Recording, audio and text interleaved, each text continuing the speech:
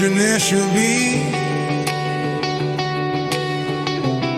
satisfied that all the work is being done in accordance with the requirements of the contract.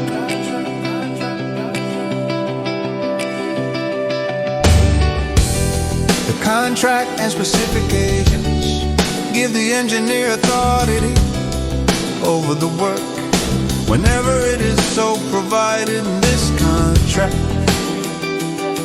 The decision of the engineer shall be final, provided, however, that if a written protest is brought within the time allowed in the contract,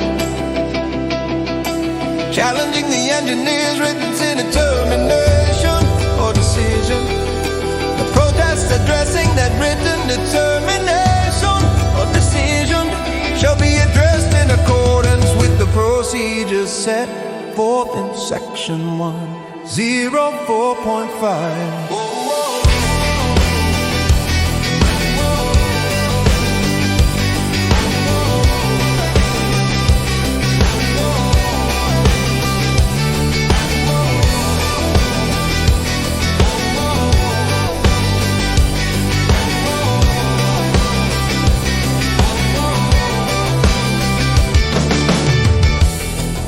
The engineer's decisions will be final on all questions, including the following: 1. Quality and acceptability, reels and work.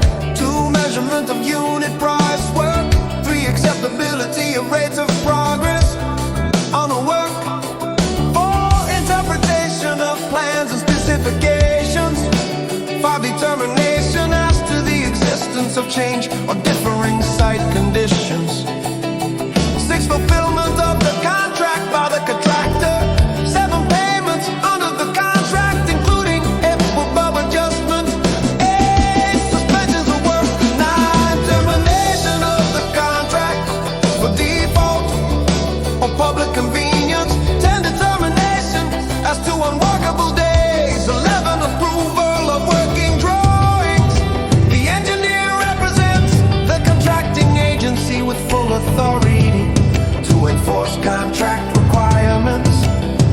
If the contractor fails to respond promptly to the requirements of the contract or orders from the engineer. 1. The engineer may use contracting agency resources, other contractors, or other means to accomplish the work. 2. The contracting agency will not be obligated to pay the contractor and will deduct from the contractor's